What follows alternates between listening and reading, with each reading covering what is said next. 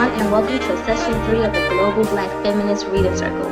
My name is Randie Henderson, and I am one of the Black Feminist Reading Circle members of this online group. This session runs from January 20th until June 2nd and includes 2 week-long breaks.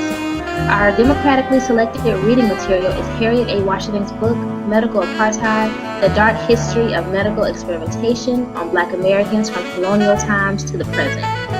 Our book group meets each Tuesday evening from 6:30 to 8 on the Google Plus Hangouts on Air platform. You may find the Global Black Feminist Reader Circle on Google Plus, YouTube, and Facebook, and always feel free to join us in reading our story together.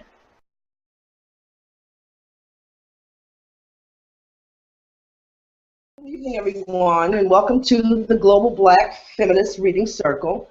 My name is Venita Walker, and I will be your moderator for this evening.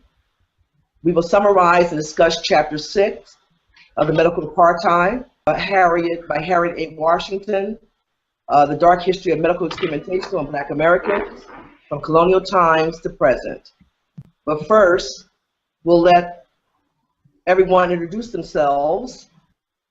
Hello, I'm Edwina Marchenko. And you're from? I'm here in Utah now. I am Michelle Odom. Welcome again to the Global Black Feminist Reading Circle. I'm one of the co-hosts here, along with Randie Danielle Henderson. Hi everyone, I'm Randie and I'm watching from Atlanta. I'm Georgette Moses. I'm participating from Columbia, South Carolina. And wow, I'm glad to see all these new faces here tonight. It's going to be some conversation going on. Yes. All right. Hi, I'm Kim Brandon, and I'm in Brooklyn, New York.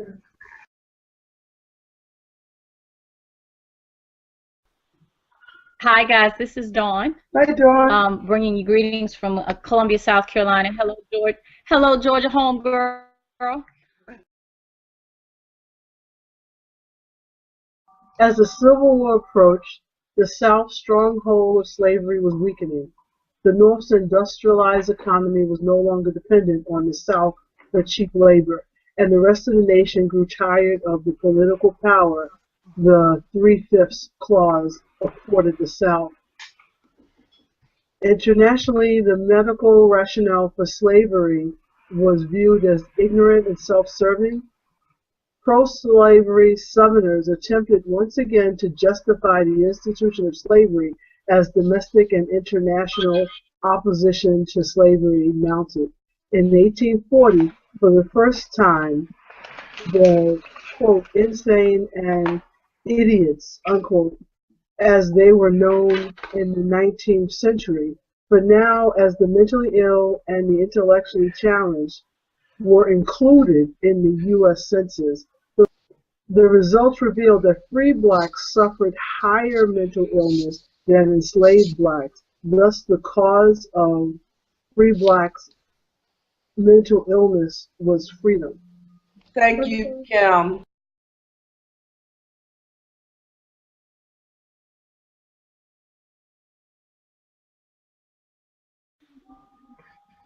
In 1841, the U.S. Department of State printed a numerical document, census data, that was supposed to be non-biased. The census was designed to support the Southern slave owners' belief through scientific theory that free blacks were unable to provide for themselves, and the dangers of freedom for the sickly freedmen were presented to whites as due to insanity and disease. Unlike previous census that included whites, free enslaved blacks, this one included the insane and idiots. The census revealed free blacks died sooner and suffered dramatically higher rates from every known disease. Infant mortality and miscarriage rates were high due to free blacks' higher rates of sexual immorality, and sexually transmitted diseases. They claimed that blacks lacked the mature judgment of whites and were unable to resist the allure of liquor, indiscriminate sex, constant dancing, and frequent fighting. Powerful politicians also used census data to prevent emancipation. So little trouble do men take to search for the truth. How do you say his name? Thucydides? So readily do they accept whatever comes first to hand.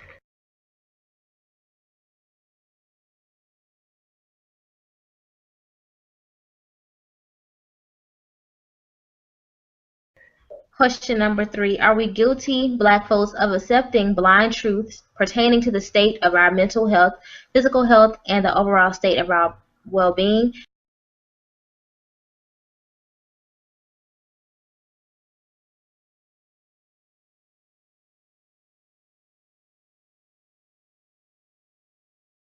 Question 4. Do you believe that Black folks have made a sufficient effort to verify, dismiss, or acknowledge claims pertaining to our health and well-being that may or may not be true so we can move forward?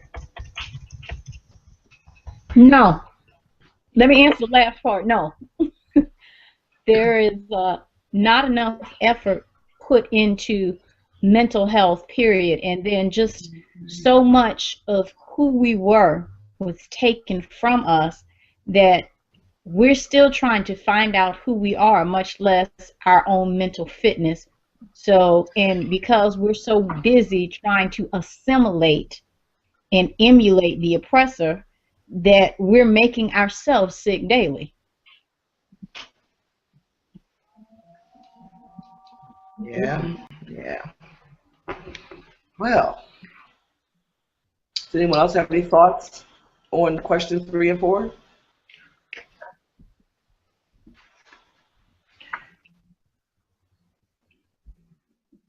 I think two things come to mind. Oh, go ahead. No, go ahead. No, you go ahead, Kim. I think two things come to mind is that I remember my father, this was in the 60s, when white people were around, he acted different. He was a very intelligent, very bright man, but it would get him into trouble because they would think that he was being uppity or something like that. And so you would see him and say, okay, Mr. Police, okay, Mr. Police, yeah, Mr. Police. And then they would walk away and he'd be back to normal. So I just think that you survive however you need to survive. And if the perspective of the person that's writing this all down is so skewed. But I do believe that we need more mental health and we need to document our histories, because most of what's in this book I didn't know. And I consider myself somebody who's always searching.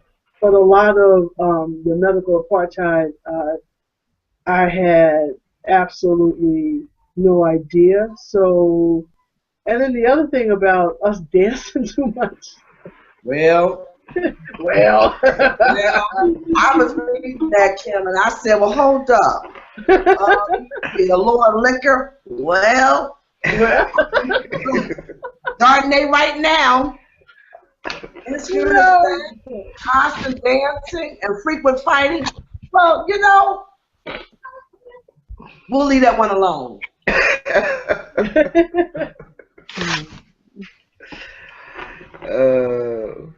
Well, I don't know if we should leave it alone. We should leave it alone. Yeah, we should leave it alone. But I can never do that. All cultures have their form of entertainment, and That's right. and dancing. Yeah. Was a form of forgetting your problems and fine. So there was nothing wrong with that. Yeah. Go back to being submissive. Even now, I still say yes, ma'am, when I'm in public making a transaction, because I want to get through this. Right. Without there being, any questions as any further investigation. Yes, ma'am. Even when I'm purchasing something, I'm at Walmart or something, I want to get through this transaction. So that's just a technique that my parents taught me in order to survive in this so-called white man's world. You sometimes, as old as I am, you would think in this new 21st century, 20th century, you don't have to say that. Kids don't say yes, ma'am. But when you're out there in public, when you get pulled over by the police officer, and he's profiling you, it's yes, sir, yes. I'm going to show you my driver's license, my insurance, and so forth. Yes, sir, because you don't want any further problems. You don't want no more trouble. You just want to get through it, get past it, and move on. And I really think that we had to learn those techniques from our foreparents. Just to survive now in this world. Yeah. Georgette, were you about to say something?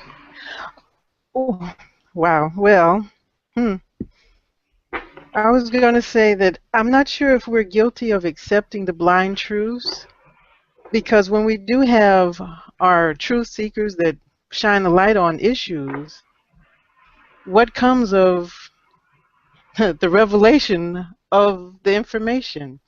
We put our faith in particular people we've placed in a position of power, and then they stab us in the back. So going back to what Dawn and Kim said about survival, and then the environment really created to keep us in a particular in survival mode all the time. We're in a constant state of distrust because we don't know what up and down is for us, because we're still trying to just survive. So, and then we're going to be, you know, mentally unstable because that's how we get through it. And then going back to the, you know, liquor, indiscriminate sex, whatever that's listed here, things that normal people do in every culture, in the hands and the voice of the person who's in power,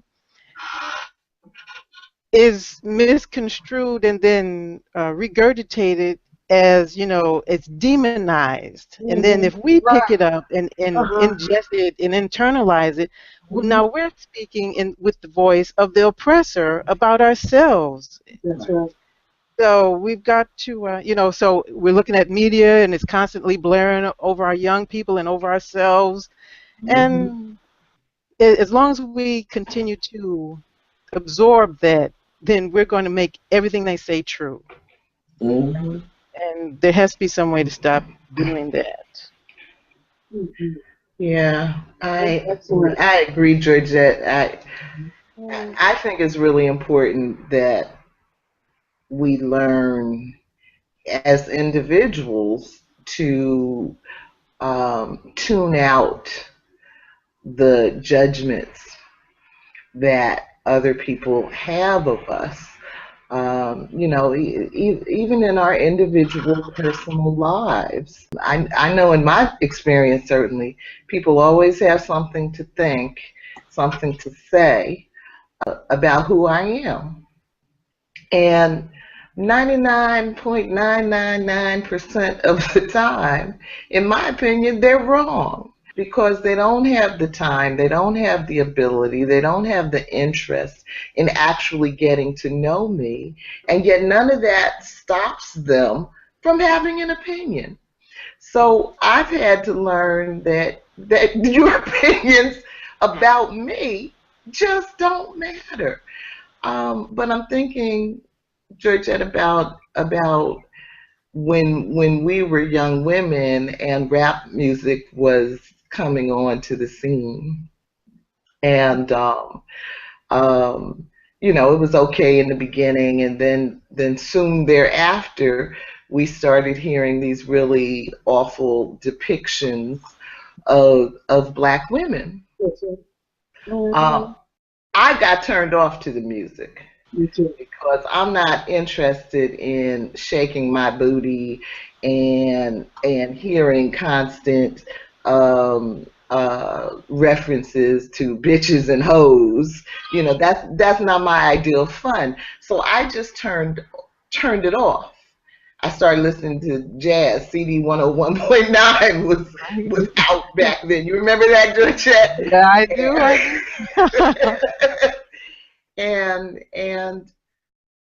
But it was interesting to me how this music took on a life of its own. And it just kept growing. And the next thing you know, you have black women joining in the video. That's supposed to be empowered.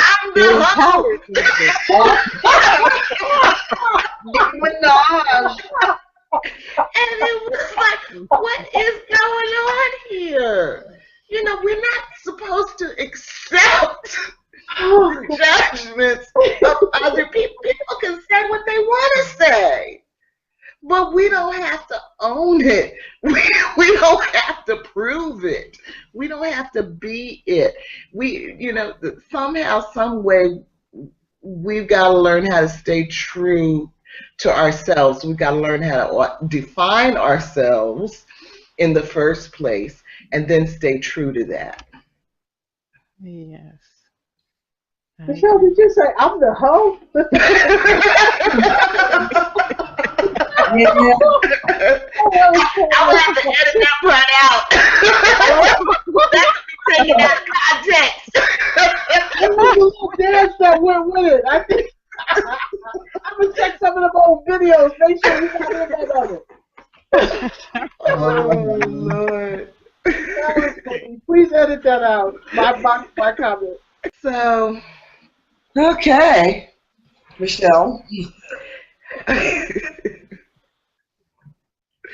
All right. Is there anyone else have any other thoughts about that question? Or I just have one thought, and I always say this. I just think that when you 3-4 generations deep into slavery, and all of a sudden there is this memory of brutality that each generation has that they give to the new generation. It's almost like they spoon feed it to them to say, whatever you do, don't cross this line. Don't look a white person in their eyes. Don't do that. Right. I think that creates a certain insanity. And for me, I could see it in my grandma. I could see the way my grandmother was, that she had gone through so much trauma that she was trying to protect us from, but that made whatever she was protecting us from seem bigger. So she may never have said white people will kill you or lynch you or anything like that, but it was what she didn't say. Yeah. So I wonder if I'm giving that to my daughter the same way my mother gave it to me, that this is who you are and this is your place. And if you want to live a good long life here, stay in this particular spot. So I always wonder about what has been passed on to me that I'm just not aware of. Yeah. Even though I consider myself mentally sane at this moment. Well, okay. I think the younger generations are rejecting that type of mentality that our foreparents, that our parents, grandparents, had instructed us in survival techniques. I have had 5 kids of my own. They're all adults now. I think the younger generation, they're rejecting some of the old adages, some of the old ways. Well, I don't think that's necessarily healthy. I wanted to make a comment on Kim's comment first. Yes, we do. We pass down some of our junk, whether it's consciously or unconsciously. Right. And they pick up some junk along the way. Okay? That's the way it's always going to be, no matter who you are, it's just human. And as for the younger generation, Edwina, I don't find that necessarily healthy. I find it scary. You know, that's why you have a lot of them showing up dead today. You know, those old things that our parents taught us and our grandparents taught us, it's not like there's been any significant changes where we could suddenly just drop those thoughts. You know, my husband had to talk to my 2 black sons about if you're stopped by the police, what you should do, if you're profiled in a place of business, if you go into a bank, you know. So I think it's actually been pretty detrimental to their mental and physical health, and a lot of them showing up dead because of that should I say? True. That's why we had that big ruckus and rebellion in Ferguson and St. Louis, Missouri. That's true, because they're not scared. They're not afraid. Yeah. I mean, like, we have, the fear. We got whoopings. They're not scared anymore. I think it's a difference between being afraid and being cautious. I don't want my two sons, I never wanted to walk around just being a nervous wreck all the time, but we wanted to make sure that they're aware of what could possibly happen, and it wasn't that remote that at some point it probably will. I have a son that was Marine, and he gave me a good example of what happened to him when he got pulled over on 101, and how he had to, get through that situation by him he's a sergeant in the United States Marines, and he's getting pulled over, and he is packing. Okay, so he had to go through their whole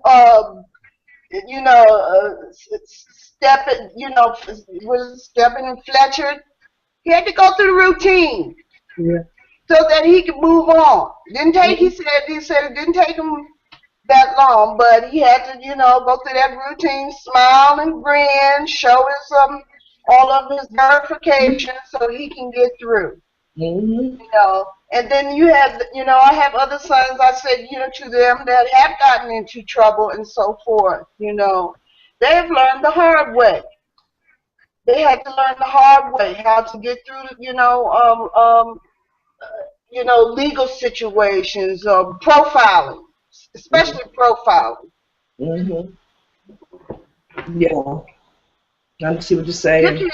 You can't sit at a bus stop. I remember once, I drive, but once I was at the bus stop, and the police officer actually pulled over and sat there and watched me. Oh, that's nothing new. That's nothing new at all. I mean, I've been in department stores, flagship department stores. I've been many years ago going to a flagship department store, and not too many years ago actually. And the little security guard was running around watching me. I was the only black person in the entire store.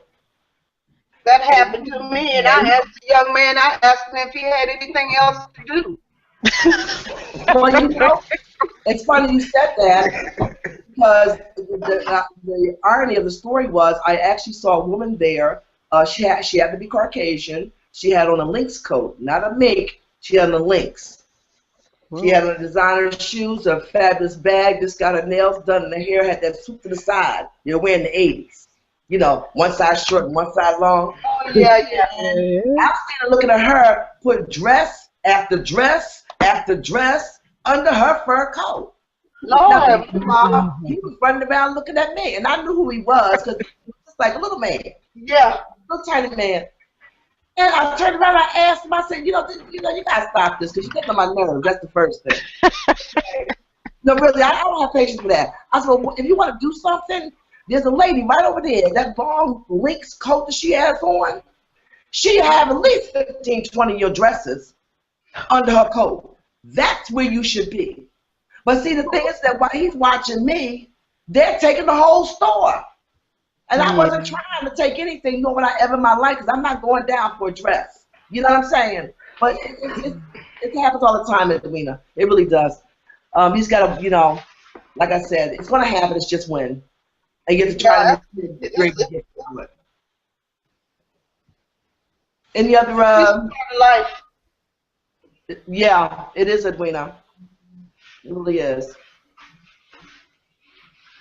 Did he go after the woman in the coat? Oh, I think he was just shocked because I guess he didn't expect me to come out the way. Like I said before, I'm surprised I'm not dead. Because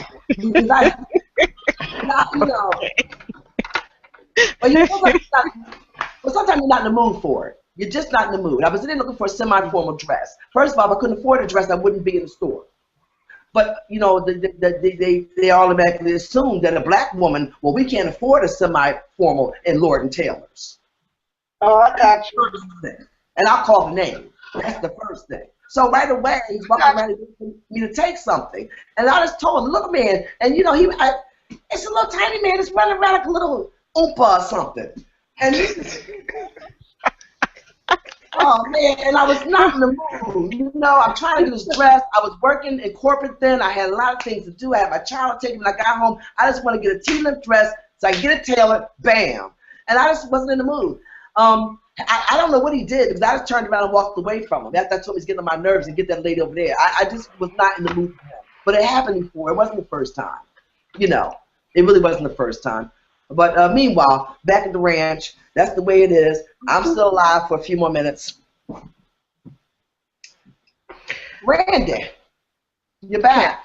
Can I say while Randie is back that the name of that Greek historian, Randie, is Thucydides.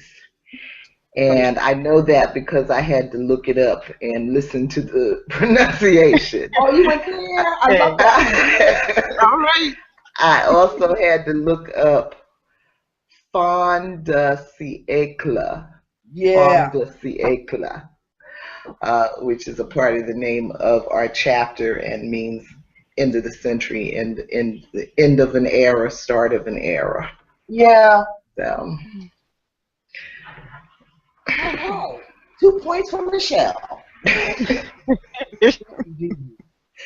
I'm silly. Let's see. Shall we move on?